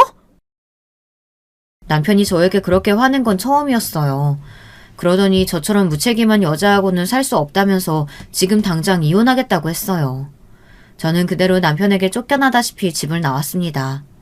남편 말이 시아버지가 주신 돈을 찾아올 때까지 집에 돌아올 생각하지 말라고 하더군요. 저는 그대로 친정으로 내려갔어요. 제게 갈 곳이라고는 친정밖에 없었습니다. 저는 몇 날 며칠을 방에 처박혀 울다 잠들기를 반복했습니다. 제가 사기를 당했다는 충격과 남편에게 버려졌다는 아픔을 도저히 견딜 수가 없었어요. 그렇게 시간이 흘러 제가 정신을 좀 차린 후에는 친정 부모님께 사정을 다 말하고 제발 좀 도와달라고 애원했습니다. 가진 돈을 다 날려서 남편에게 당장 이혼당하게 생겼다고요. 그런데 친정 부모님은 제 말에 꼼짝도 안 하셨습니다. 항상 제 편이던 친정아버지가 제 말을 들어주시지 않았어요. 너는 네 엄마 아빠 늙은 얼굴은 안 보이니? 자식이라는 게 몇 년씩 연락도 안 하고 살다가 매번 너 필요할 때만 나타나서 도와달라는 게 말이 된다고 생각해? 힘든 자식을 좀 도와줄 수도 있지. 친정 부모님은 막다른 골목에 다다른 저에게 모질 말만 하셨습니다. 저는 점점 더 피폐해졌어요. 제 모든 게 무너졌다고 생각하니 세상 모든 게 다 싫고 거지 같았습니다. 저는 매일 방에 처박혀 폐인처럼 살았어요. 그러던 어느 날이었습니다. 혼자 동네 여기저기를 아무 생각 없이 돌아다니고 있었는데 멀리서 밭일을 하고 계시는 친정엄마가 보였습니다. 저는 친정엄마를 보자마자 짜증이 확 나서 다른 길로 가려고 몸을 돌렸어요. 그런데 갑자기 친정엄마가 바닥에 넘어지는 모습이 보였습니다. 저는 놀라서 밭으로 달려갔어요. 그런데 놀랍게도 바닥에 쓰러진 엄마를 본 순간 저도 모르게 떠오른 생각이 있었습니다. 이대로 엄마가 쓰러진 채로 죽으면 이 땅 내가 다 물려받는 건데. 어차피 늙으면 다 죽는 거 그냥 빨리 되졌으면 좋겠다. 저는 놀라 제 입을 틀어막았습니다. 제 인생이 바닥을 치고 나니 정말 미쳐버렸는지 속으로 생각한다는 게 말이 입 밖으로 튀어나오고 말았어요. 그런데 그 순간 믿기지 않는 일이 벌어졌습니다. 바닥에 쓰러져 있던 친정엄마가 스르륵 눈을 뜨고 벌떡 일어났어요. 그러더니 제게 하시는 말이 충격적이었습니다. 내가 니년 이럴 줄 알았다. 어쩜 그렇게 너는 너밖에 모르니? 내가 저승길까지 가다가도 니년 때문에 못 죽겠다. 세상에 이런 후레 자식이 다 있어. 너는 내가 죽어도 이 집에서 10원 한 푼도 못 가져가니까 그런 줄 알아. 엄마, 아니야. 내가 정말 잠깐 머리가 돌았었나 봐. 나 진심 아니야. 정말 아니라고. 그랬습니다. 사람이 정신이 나가면 그런 나쁜 생각까지 하나 봐요. 순간 엄마가 죽으면 이 땅을 팔아 다시 시작할 수 있겠지라는 생각을 했습니다. 하지만 그게 진심은 아니었어요. 그런데 저는 그날 그 일을 뼈저리게 후회하게 됐습니다. 재산을 못 받아서가 아니에요. 저는 엄마 말대로 후레자식이 맞았습니다. 저희 친정엄마는 저에게 제대로 복수를 하셨어요. 알고 보니 친정엄마는 제가 고향에 내려가기 바로 얼마 전에 간암 말기 판정을 받으셨대요. 의사 말이 3개월 살면 오래 사는 거라고 하셨다네요. 그래서 집안은 이미 초상집 분위기였습니다. 평생 시부모님 모시고 자식들 뒷바라지하며 농사일만 하시느라 건강검진도 한번 제대로 못 받으셔서 몰랐던 거죠. 그래서 아버지가 제게 그런 원망설인 말씀을 하신 거였습니다. 어머니는 돌아가셨습니다. 저는 고향집 작은 방에서 매일 울고만 있어요. 남편에게도 계속해서 이혼 합의서가 날라오고 있지만 저는 아무것도 못하고 있습니다. 어머니가 돌아가신 지 벌써 반년이 다 됐지만 저는 아직도 어머니를 보러 가지 못하고 있어요. 도저히 염치가 없어 어머니를 마주할 수가 없었습니다. 제 인생은 온통 실수투성이에요. 멍청한 판단력과 잘못된 선택으로 한순간에 모든 걸 다 잃었습니다. 저는 죽을 때까지 후회하는 인생만 살다 죽게 될 거예요. 제가 사연을 보내게 된 이유는 바로 이런 멍청한 저를 여러분께서 마음껏 꾸짖어달라고 사연을 보냈습니다.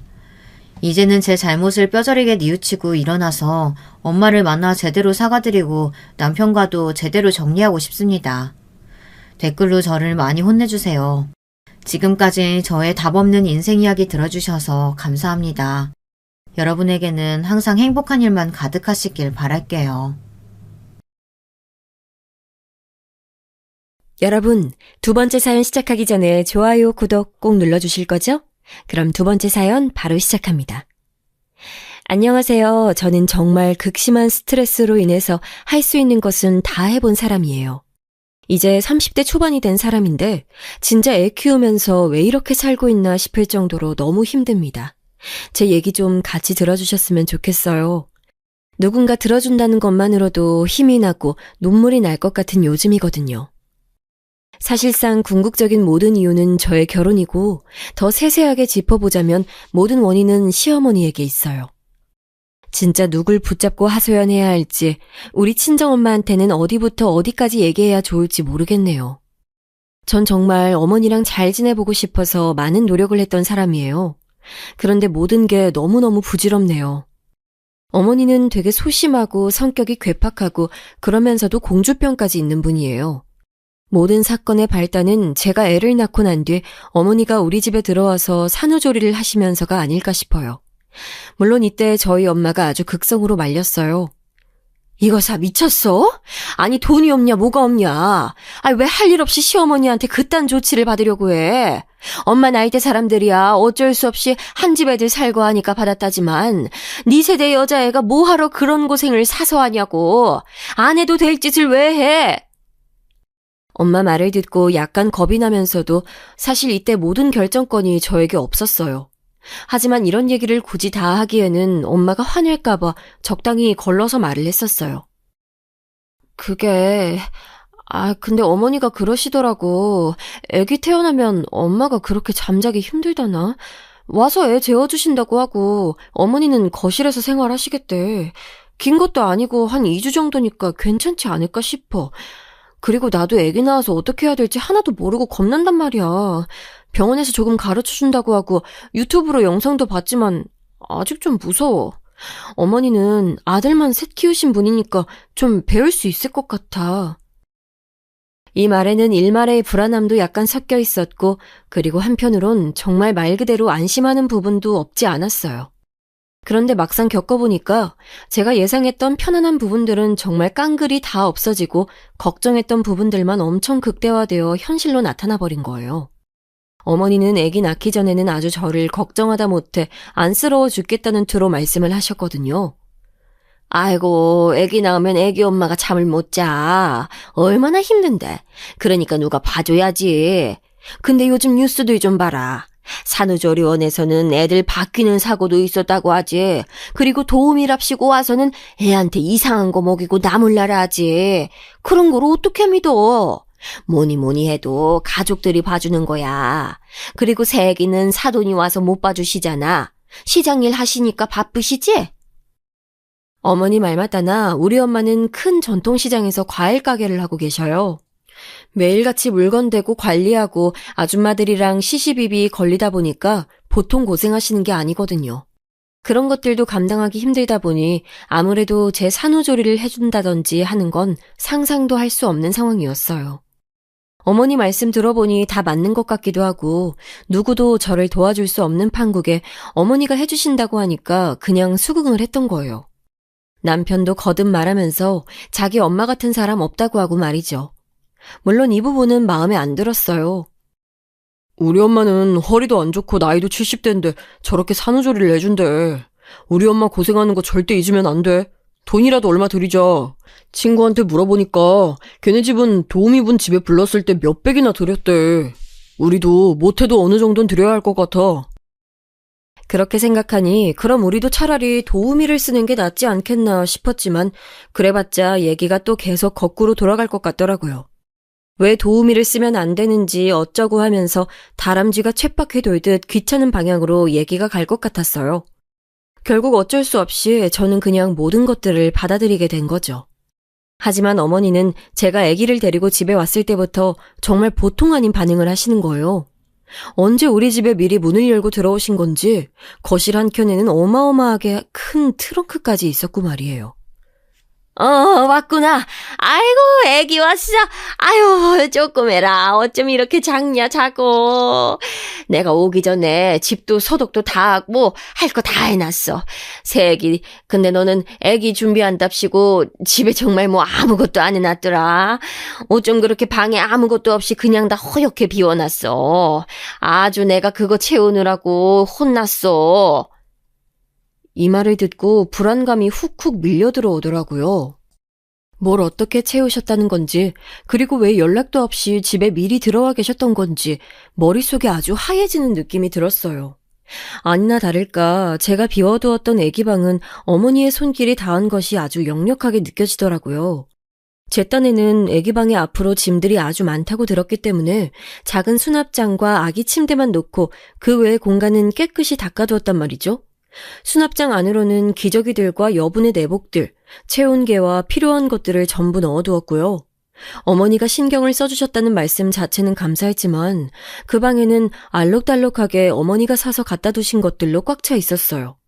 하얀 수납장 위로는 멋대로 사오신 쿠션이며 이런 것들이 마구 올라가 있었고 밑으로는 물티슈들과 아직 계열별로 맞지도 않을 것 같은 옷들까지. 이런 것들은 또 누가 갖다 주셨다고 하는데 그럼 대체 언제부터 이 집에 미리 와 계셨다는 걸까요? 어머니, 이게 다 뭐예요? 제가 방 정리해둔 건데 우리 태영이 방으로 제가 물건 다 계획해두고 공간을 비워둔 거예요. 아이고, 아무래도 내가 너 아무것도 준비 안 했을 것 같아서 어제부터 미리 와 있었어. 니네 시모님이 장난감이랑 옷들 다 저렇게 주고 간 거야. 지금은 좀 커 보일지 몰라도 저거 시간 지나면 다 입어. 그러니까 잘 챙겨두고 그대로 입히면 돼. 아참, 감사하다고 전화 꼭 드리고. 일부러 저거 주겠다고 어제 와서 다녀갔단 말이야. 네가 센스 있게 용돈이라도 좀 챙겨드려. 내가 지금 니네 시이모 전화번호 보내줄게. 기다려봐. 와, 이건 무슨 초대하지 않은 손님도 아니고 제가 원하지도 않은 걸 갖다가 어머니가 마음대로 다 우겨넣으시고 뭘 하시는 걸까요? 그냥 무작정 멋대로 다 갖다 쑤셔 넣으시고서는 그걸 감사의 표시를 하라니요. 아직도 저는 수술한 자리가 아프고 죽겠는데 품에 안겨있는 애기 안기도 너무 버겁고 신경이 쓰이는데 말이에요. 그런 산모에게 오자마자 시댁 식구들한테 인사를 해야 되네 어쩌고 하시는 데다가 차분하게 제가 다 계획해두었던 집안 살림을 다 뒤엎어두는 게 어딨어요. 순간적으로 너무 화가 나고 표정 관리가 안 됐어요. 어머니는 아주 눈치가 빠른 분이라 그걸 모르셨을 리가 없고요. 어머 얘, 너 표정이 왜 그러니? 기분이 나빠? 아이 내가 얼마나 힘들게 고생해서 이렇게 만들어놨는데 아무리 너나 나나 세대가 달라도 그렇지 애 키우는 건 다 똑같아. 그러지 말고 이제 애 좀 줘봐. 내가 안아볼 테니까. 어머니는 정말 너무 뭐랄까 여우 같다고 해야 될까요? 이런 말들을 제 남편 앞에서 들으란 듯이 말을 하시더라고요. 아이고 며느리 눈치를 벌써부터 봐야 되는 애가. 아참 상철아, 넌 이리 와서 소파에서 좀 쉬어. 너도 그 좁은 병원에 있었잖아. 새애기 넌 들어가서 방에 내가 뭐 갖다 놨는지 좀 보고 얼른 시이모한테 전화해서 감사하다고 해. 참, 그리고 밥은 뭐 먹을까? 이때부터 뭔가 고생길이 느껴지는 듯 했어요. 어머니는 당장 본인 아들이 애라도 낳고 온 마냥 얼른 누워서 쉬길 바랬고 저는 애기 용품부터 챙겨두길 바라시더라고요. 한숨 푹푹 쉬면서도 제 손에 안겨온 그 작고 꼬물거리는 아기가 너무 조심스러워서 그나마 좀 더 잘 아는 어머니가 봐주시길 바랬어요. 그런데 어머니가 하시는 일은 정말 너무너무 달갑지 않은 거예요. 저한테는 본인이 아들 셋을 키우셨다고 하는데 육아 스타일이 달라도 너무 달랐어요. 어머니, 아기 얼굴에 뭐가 올라왔어요. 이거 제가 인터넷으로 검색해보니까 집안이 너무 뜨겁고 습도가 올라가면 태열 같은 게 생긴다고 하더라고요. 아기 방은 좀 시원하게 해야 될 것 같아요. 이날 아침에 저는 아기 얼굴 전체를 뒤덮은 빨간 반점 같은 것 때문에 정말 기겁할 뻔했거든요. 소아과 가기 전에 얼른 빠르게 검색을 해서 알아보니 그런 내용들이 적혀 있었어요. 이때도 약간 기분이 나빴던 건 평소에 제가 아기 방 너무 더운 것 같다고 계속 말씀드렸는데도 안 들으셨거든요. 여기는 나도 잠깐 자고 쉬어야 하는 곳이잖아. 아니 이 나이인 나한테도 냉골 같고 추운데 요 갓난쟁이한테는 얼마나 힘들겠어. 아기 말 못한다고 뭘 못한다고 엄마가 그렇게 넘겨버리면 안 돼. 사람이 눈치가 빨라야지. 아니 너는 몸 푼다고 그렇게 방을 온돌방처럼 지지면서 왜 애기 방은 춥게 해? 우리 상철이도 자다가 덥다고 새벽에 거실로 나오더라. 엄마는 시원하게 잔다나. 아니 거실이랑 애기 방은 춥고 니네 방은 따뜻하게 하면 되는 거야? 아, 정말 너무 답답하다 못해 숨이 턱턱 막힐 지경이었어요. 어머니가 주무시는 거실은 제가 보일러 기기를 딱히 손댄 적도 없어요. 그냥 어머니가 알아서 조절하시게 놔뒀을 뿐이고 우리 방은 제가 겨울에 아기를 낳았으니 너무 춥고 시렸거든요. 다들 조리 잘해야 된다고 따로 조리원 안 갔으니까 집에서라도 꼭 뜨습게 있어야 된다고 했었어요. 그러니 좀 올렸을 뿐인데 그걸 갖고 어머니는 막 뭐라고 하시는 거예요. 그것도 아주 얄밉게. 대놓고 그걸 갖고 야단친다기보다는 슬쩍 돌려서 말이죠. 애기는 이렇게 추운 데서 재우면서 엄마만 뜨끈하게 지지는 건 좀 너무하잖아. 애 아빠가 덥다고 뛰쳐나올 정도면 너무한 거야, 얘. 아니, 어머니. 아무튼 저 그럼 제가 애 데리고 수학과 다녀올게요. 이렇게 말을 해도 어머니는 이 부분에서 딴지를 거시더군요. 본인이 의사도 아닌데 대체 왜 이러시는 걸까요? 어머머 세상에, 그 정도 뭐 좀 난 것 가지고 뭐 병원을 가? 요즘 병원 가면 아파서 오는 환자들 천지잖아. 괜히 애 옮고 더 큰 병 얻어온다 너.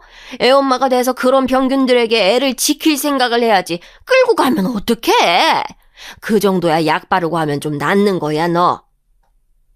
이쯤 되니 저도 화가 났어요. 애 데리고 주무시겠다고 이 집에 오신 분이 밤마다 코를 골아가면서 거실에서 늦게까지 주무시고 새벽에 제가 애기 재우려고 나와 있으면 거실에서 TV 소리 죽여가면서 누워서 보고 계시던 분이 왜 갑자기 애 잘 보는 척을 하시는 걸까요?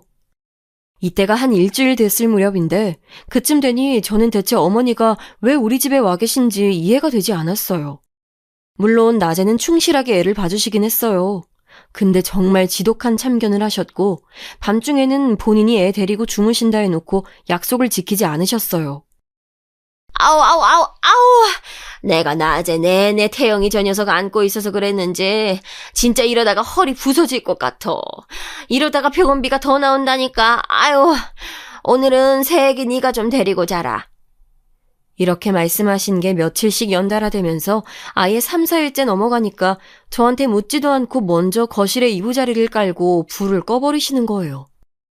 와, 몸조리도 제대로 못하고 아직도 몸이 여기저기 쑤셔서 아파 죽겠는데 어머니는 드르렁 코를 골아가며 주무시지 애기는 그 소리에 못 자고 남편은 똑같이 안방에서 지 피곤하다고 자버리고 정말 죽겠더라고요.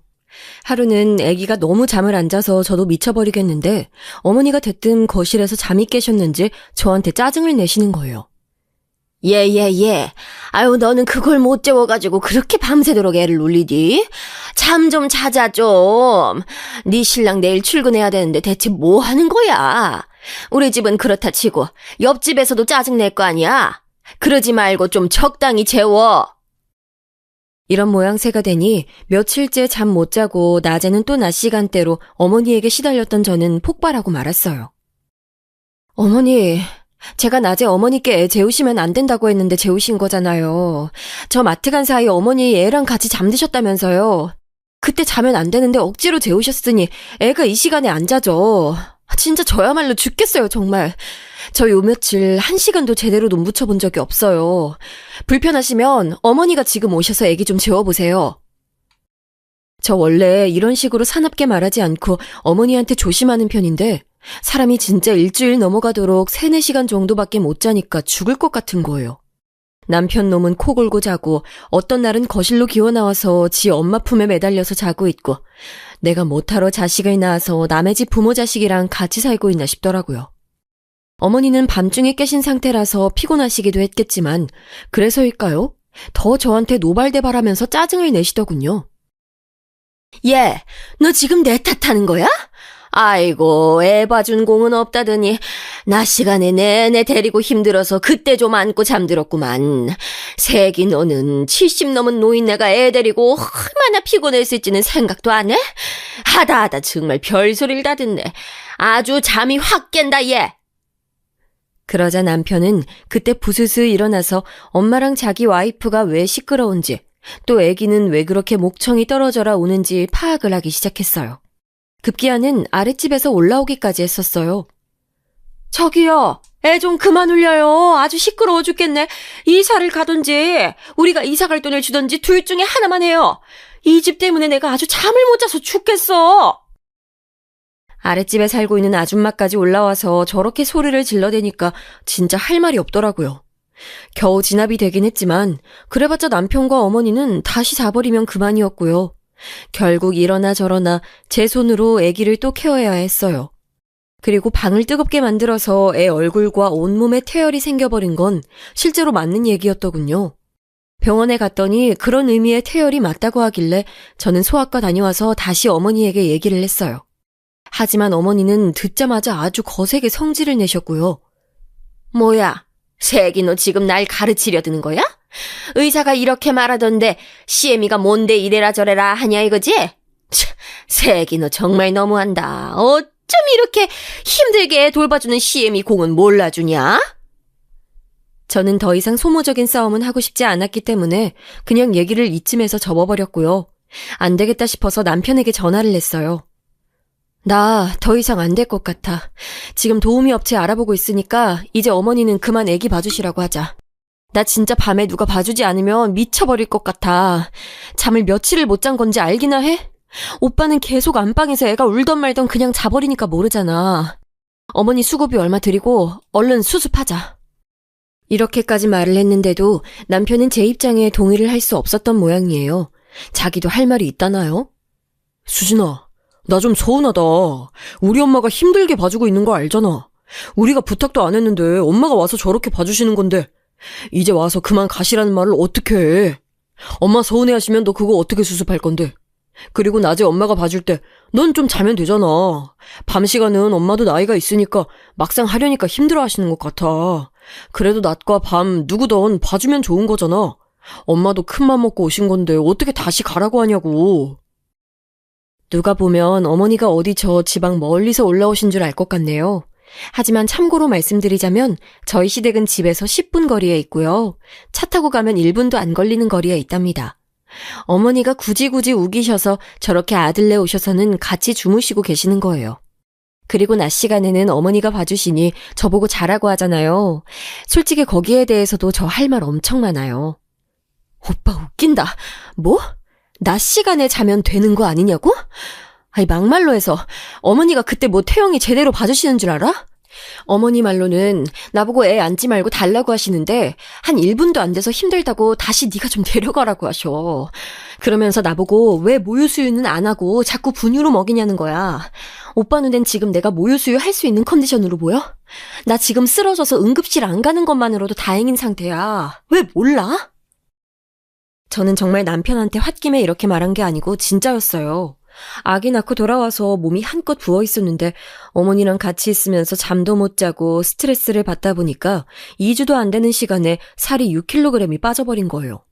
그게 어디 정상적인 상황인가요? 게다가 어머니가 참견을 보통 많이 하신 게 아니랍니다.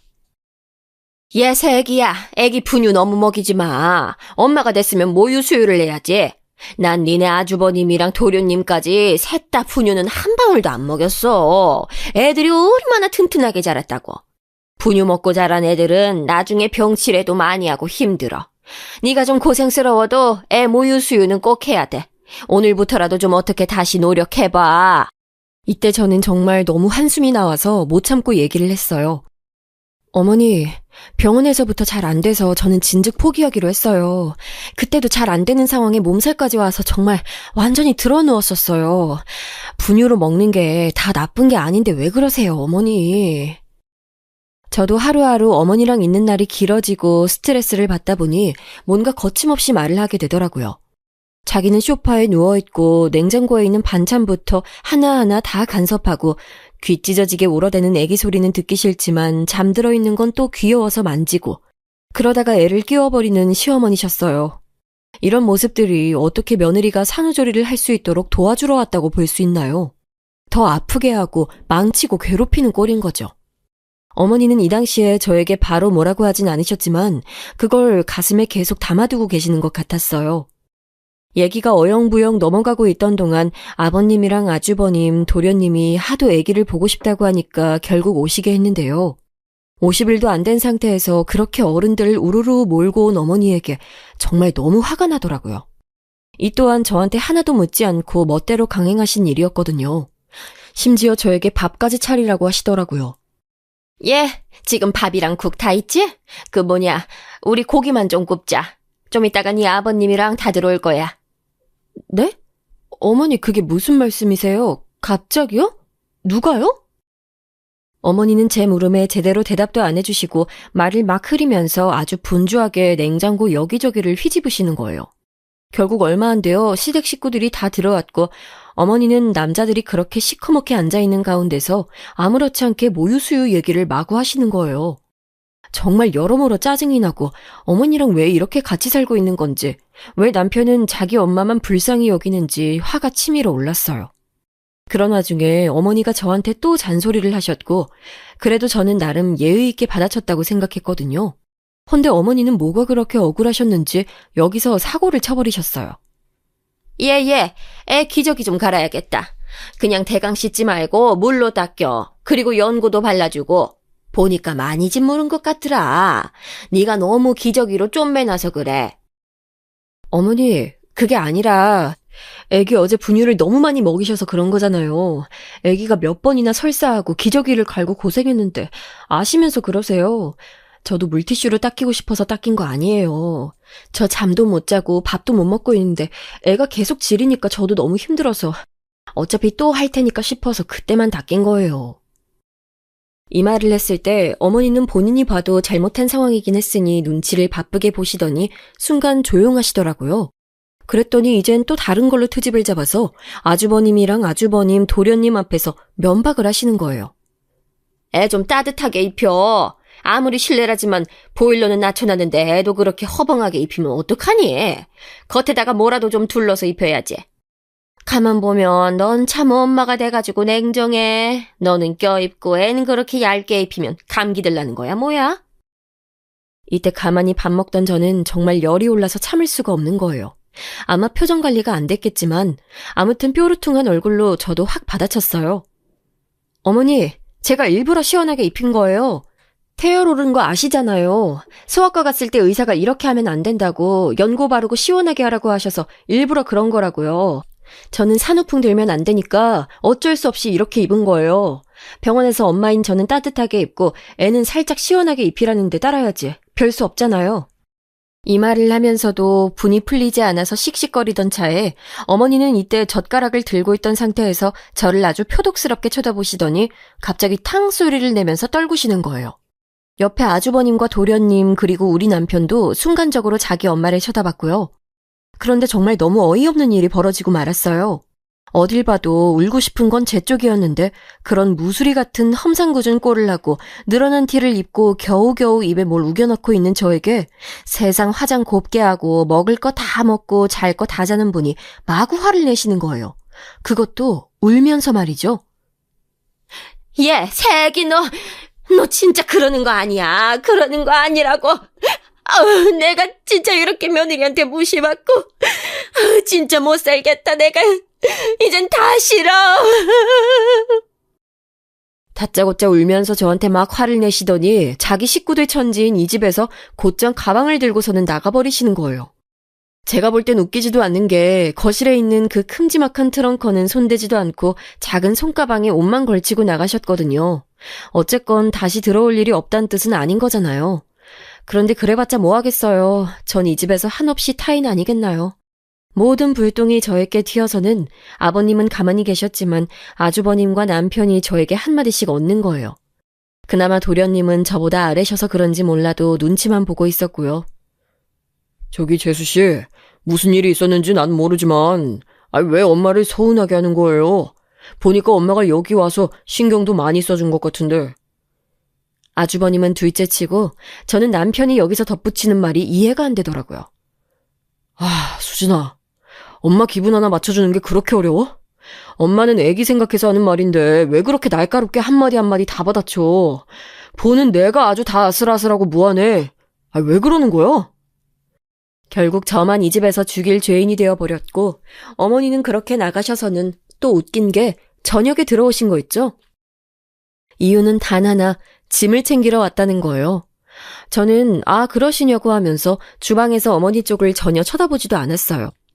그게 그렇게 화가 나셨는지 우악스럽게 트렁크를 들고 현관에서 일부러 소리를 쾅쾅 내가면서 나가시더니 집에 가셔서도 전화를 하신 거예요. 참 그 누구보다도 미련이 많으신 분 같아요. 그러면서도 기야말 소리를 내지르시더라고요. 새애기 너는 어쩜 애가 그렇게 야멸차냐?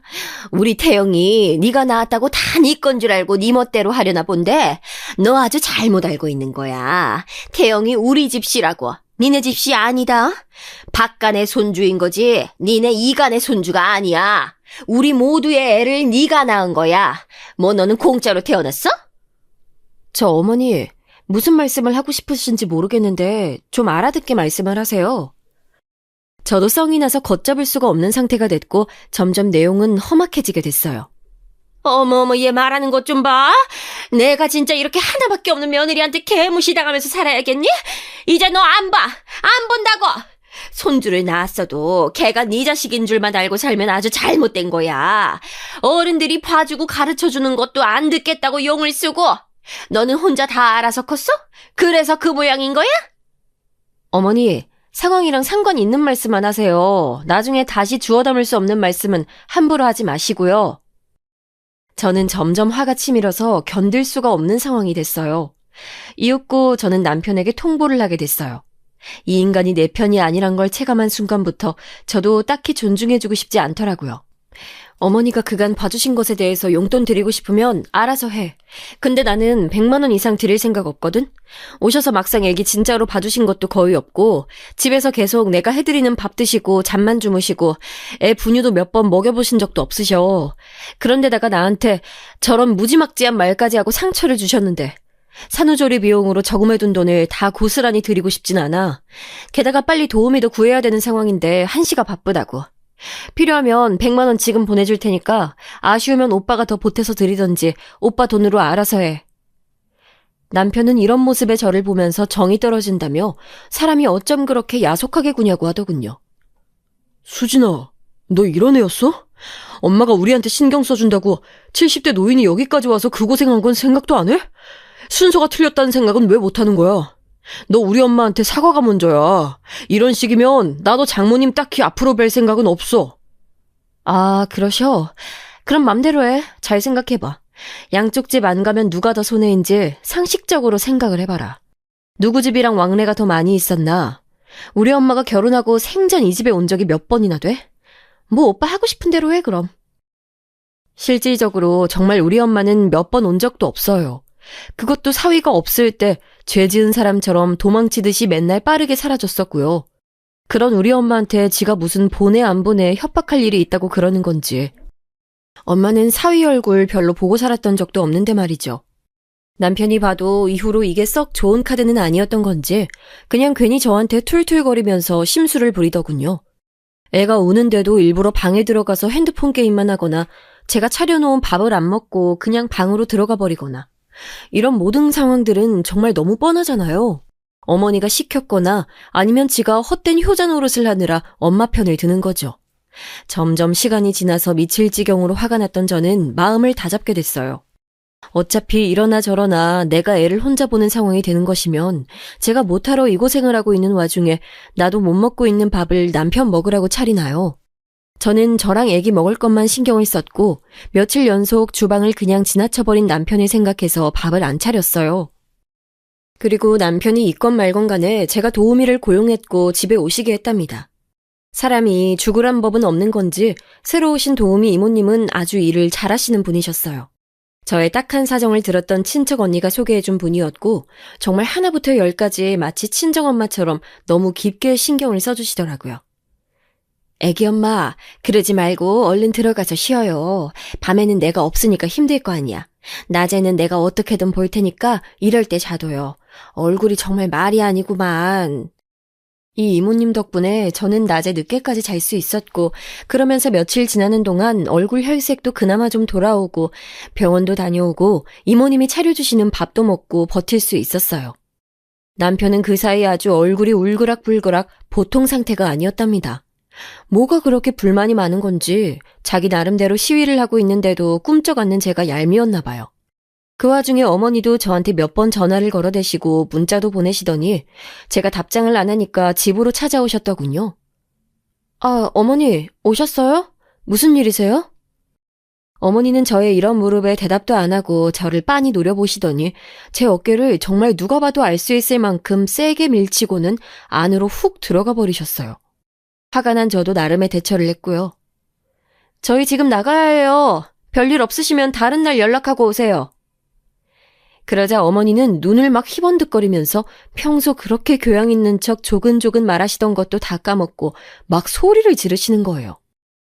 예, 내가 내 아들 집에 오는 것도 허락받아야 돼? 나 여기 있다 갈 거야. 있다 갈 거라고! 아무도 없는 집에 어머니 혼자만 계시면 좀 그렇죠? 오늘은 이모님 안 오셨지만 이모님 일하시도록 여기 놔둔 것들도 있고 아무튼 저 없을 때 계시게 하긴 좀 그래요, 어머니. 집에 가 계시면 되잖아요. 정말 저는 조금도 어머니를 집에 두고 싶지 않았어요. 제가 병원에서 애 낳고 힘들어하고 있을 때 멋대로 이 집에 들어오신 거. 그러곤 시이모님이랑 이것저것 살림살이 참견 다 하고 멋대로 방을 채워놓고 난장판으로 어지르신 거 하며 그렇게 기를 쓰고 산후조리한다고 들어와 있던 것 등등 떠올리기만 해도 진짜 관자놀이 부분 핏줄이 튀어나올 정도로 스트레스였거든요. 어머니는 저를 한참 또 그렇게 노려보더니 나가셨고 저는 한숨을 푹푹 쉬면서 젖병들을 씻었답니다. 그냥 아무리 어머니가 진상이라지만 이렇게 좀 한동안 안 보고 지내다가 어느 정도 응어리가 정돈이 되면 그때쯤은 어쩌다가 한 번씩 보기는 해야겠다. 그 정도로만 생각을 하고 있었어요. 그 일이 그 뒤로 벌어질 줄은 정말 꿈에도 상상을 못했고 진짜 아주 조금의 예상도 못하고 있었거든요. 요약을 해보자면 어머니는 저에게 집에서 내쫓겼다며 남편과 온 시댁 식구들에게 전화해서 또 미친 듯이 울부짖으셨고요. 그 기세를 몰아서 끝내 정말 하면 안 되는 일을 저지르시고 말았답니다. 망할 노인네가 그러고 우리 엄마가 있는 곳, 엄마의 가게가 있는 시장으로 찾아간 거예요. 멀쩡히 아침부터 바쁘게 정말 눈, 코 뜰 새 없이 일하고 있던 엄마에게 찾아가서는 거기서 대뜸 딸 교육을 어떻게 시켰냐는 투로 심술을 부려댔다는 거죠. 제가 직접 상황을 본 건 아니지만 어머니는 무작정 쫓아가서 우리 엄마에게 생시비를 걸었다는 거예요. 엄마도 당시 엄청 당황했겠죠. 상견례 이후로 거의 볼 일이 없는 딸네 시어머니가 자기 직장에 찾아왔으니까요. 그런 엄마에게 어머니는 그 앞에서 아주 거만하게 과일들을 손으로 뒤적뒤적거리며 막 쳐대더니 대뜸 5만 원짜리 한 장을 엄마에게 내밀었다는 거예요. 그러니 엄마도 어이가 없어서 일단은 이게 뭐냐고 물었다고 하더라고요. 사돈, 이게 뭐예요? 왜 주시는 거예요? 일단 받아두세요. 지금부터 고를 테니까. 아니 무슨 대체 이게 뭐하는 짓거리인지 엄마가 그 시장에서 과일 장사만 30년 넘게 해오고 있는데 그런 꼴은 처음 본다고 하더군요. 대뜸 돈 꺼내면서 앞에서 흔들듯이 넘겨주고는 지금부터 고를 테니까 기다리라고 했다는데요. 저는 대충 눈앞에 그 모양새가 눈에 그려지니까 참을 수가 없더라고요. 옆에 있던 아주머니들도 당황스럽다는 투로 엄마를 쳐다봤다고 해요. 그랬더니 어머니는 진짜 심술이 그득그득 붙어서는 어쩜 인간이 저렇게 못되고 표독스러워질 수 있는지 그 결정을 보여주셨더라고요. 아니 뭘 봐요. 알아서 고르겠다잖아. 고르고 물어볼 테니까 좀 냅둬요. 그러니 슬슬 엄마도 주변 보기에 망신스러워진 거예요. 엄마네 가게에서 일하는 아줌마들 보기에 시장 아줌마네 사돈이랍시고 와서 저리 무례하게 굴어대면 당연히 웃기죠. 이건 완전히 뒷말하기 좋은 소재거리 아니냐고요. 엄마가 매우 난감한 얼굴로 수습을 해보려고 뭘 고르시겠냐고 물어봤나 봐요. 글쎄요. 그럼 뭐 좋은 거 있는지 좀 소개해줘 봐봐요. 뭐가 그렇게 바쁘길래 장사나 한답시고 자식 교육은 안 시켰대? 예? 사돈 그게 무슨 소리예요?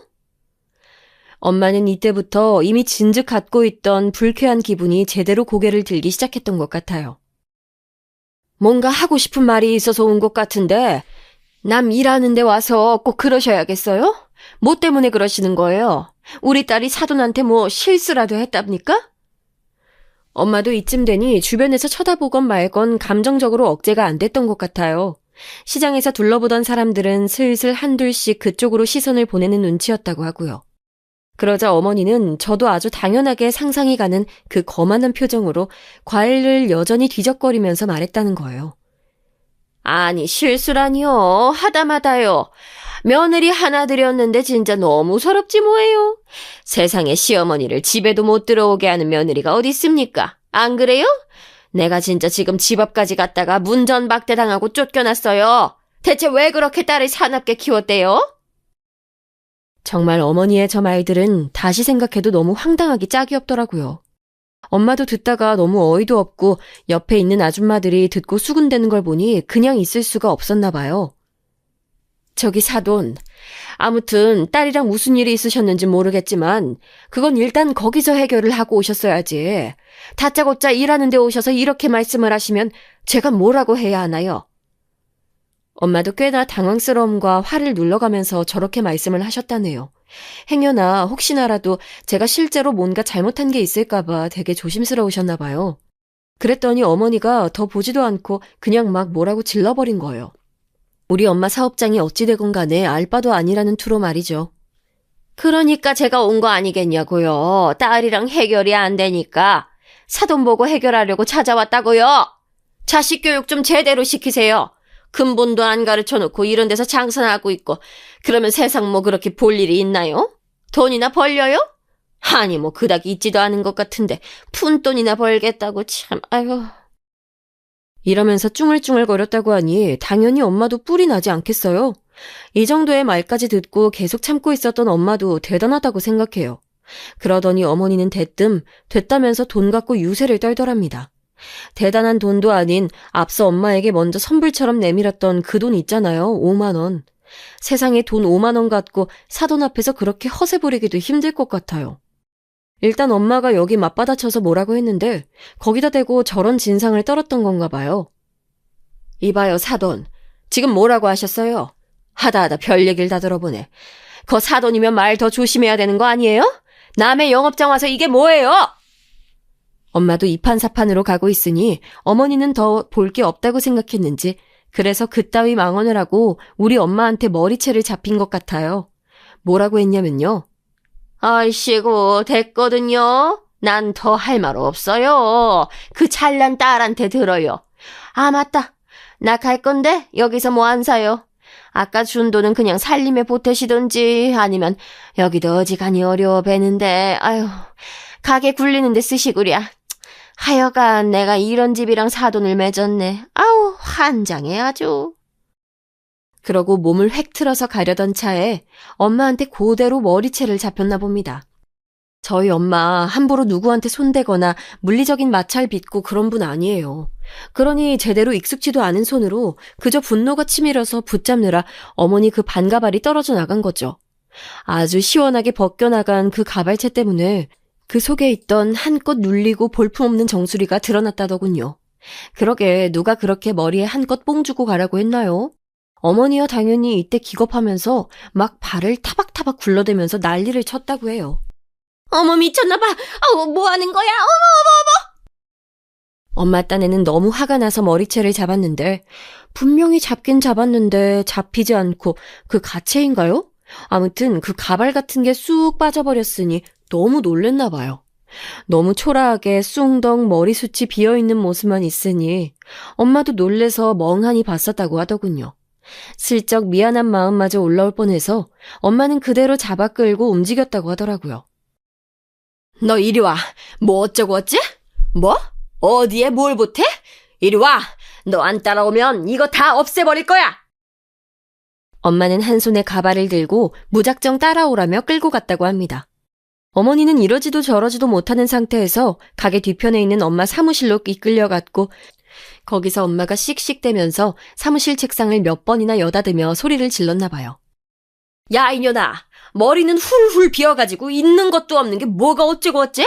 너보다 많아 이년아. 돈도 너보다 많다고. 통장만 20개가 넘어. 네가 뭘 알아? 이 뒤의 상황은 엄마가 그닥 자세히 얘기해주지 않았고요. 그냥 그렇게 소리 지르면서 엄마가 가발도 문가 쪽으로 던져버렸더니 어머니는 그걸 주워들곤 도망치듯 나갔다고 하더라고요. 엄마는 그러고도 분이 안 풀려서 한참 씩씩거리다가 겨우 분을 가라앉힌 다음 저한테 전화를 했던 거예요. 저는 그런 상황도 몰랐던 게 왜냐면 어머니로부터 연락 온 게 없었거든요. 엄마는 도저히 그냥 넘어갈 수 없다고 하셨어요. 수진아, 나 이거 그냥 안 넘어갈 거야. 네 시어머니 다시 오라고 해. 와서 다시 나한테 여기서 사과하라고 해. 뭐 무릎 꿇고 오니 선물 사들고 오니 그런 거 바라는 거 아니니까 와서 얼굴 비추라고 하라고. 나 가게 아줌마들한테 창피하고 시장 상인들한테도 민망해서 못 참겠어. 진짜 이대로는 그냥 얘기 못 끝내. 빨리 전해. 얼른. 엄마 얘기를 들어보니 저도 이대로 묻을 순 없겠더라고요. 한참 부글부글한 상태로 대체 이걸 어떻게 해결하나 고민하다가 남편에게 전화를 냈고 모든 상황을 말했어요. 역시나 눈치 없이 지 엄마 편을 들길래 저도 여기서 아주 세게 말했어요. 오빠 되게 웃긴다. 지금 상황 파악이 안 돼? 어머니 편 들 때야 지금? 우리 결혼할 때 엄마가 보태준 돈 있는 거 잊었어? 엄마가 이 집 얻을 때 보태준 거 나 통해서 엄마가 빌려줬잖아. 왜 우리 엄마가 이런 취급받아야 돼? 집이며 혼수며 이쪽에서 더 많이 해줬고 빌려주기까지 했는데 왜 엄마가 돈이 있니 없니 하면서 어머니한테 무시당해야 하냐고. 당장 어머니가 우리 엄마한테 가서 사과하게 하지 않으면 나 이거 일 크게 만들 거야. 내가 어머니 아버님한테 전화해서 오빠가 거의 우리 엄마한테 빚지다시피 한 거 말할 거고 정 안 되면 나는 끝도 생각하고 있어. 그러자 남편은 아주 허겁지겁 저에게 말투는 화를 내고 있지만 자기 딴에는 급했는지 말려대더라고요. 수진아, 왜 일을 그렇게 만들어? 아니, 엄마가, 근데 근데 장모님도 잘하신 건 없잖아.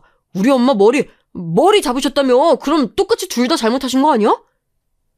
저는 안 그래도 남편에게 정 떨어진 지 오래였지만 정말 신물이 나더라고요. 그따위 생각 고수하며 살 거면 이 인간이랑 더는 미래가 없다고 생각했기에 저도 막판으로 가게 됐어요. 그런 생각이면 나 오빠랑 더 못해 먹겠다. 어떻게 자기 엄마가 한 짓 알면서 일방적으로 당한 피해자인 우리 엄마 탓을 해? 엄마가 가만히 있다가 어머니 머리채를 잡았어?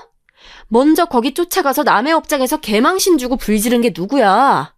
아, 다 됐고 그런 식으로 나올 거면 다 그만해. 정리해. 나는 그런 생각 갖고 있는 오빠랑 뭔 일 있으면 언제건 사돈 망신 주려고 작정하고 있는 시어머니랑은 가족으로 살기 싫어. 정리하자고.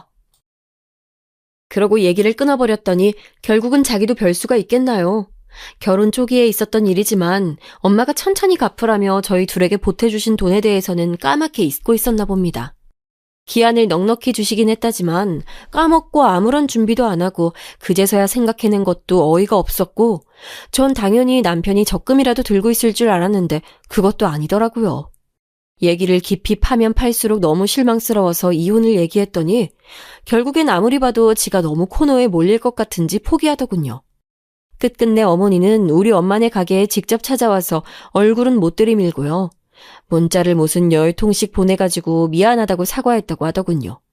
자세한 내용은 모르지만 아무튼 우리 엄마한테 그렇게 무릎이 닳도록 문자건 뭐건 사과를 해댔으니 저 볼낯은 없으신가 봐요. 그 일을 당연히 제가 알고 있는 데다가 사과하도록 만든 것도 저여서 그런지 아주 코빼기도 비추지 않고 계시네요. 남편도 한창 기가 팍 죽어 있지만 저는 이렇게 판세가 바뀐 걸 유지할 생각이에요. 적어도 결혼 생활을 할 생각이라면요. 생각하면 할수록 어머니가 찾아와서 했던 그 기이한 짓거리를 용서할 수가 없네요. 나중에 꼭 본인 큰아들이나 막내 아들 장가 보내놓고 그 집 사돈한테 똑같은 꼴을 당하셨으면 좋겠어요. 그래봐야 우리 엄마가 얼마나 기막혔는지 아시겠죠? 별 더러운 꼴을 다 당했다 싶지만 앞으로 어머니를 볼 일이 없다면 그걸로 참고 넘어가려고 해요. 남편도 두고 보면서 벼르는 중이고요. 어머니로 인해서 겪은 스트레스로 인해 탈모도 심해지고 소화도 안 되고 청심환까지 먹었는데 엄마 일까지 겪고 나니까 결론이 명확해지는 것 같아요. 너무 두려워할 것 없이 또 저딴 진상짓이 일어난다면 미련 없이 이혼입니다. 이 글을 쓰는 동안 더 확고해진 것 같아요. 아무쪼록 저의 이 두서없는 얘기들 들어주셔서 감사합니다. 그나마 조금 정리가 되었고 털어놓고 매듭을 지을 수 있어서 다행이라고 생각해요. 그럼 모두들 건강하세요. 감사합니다.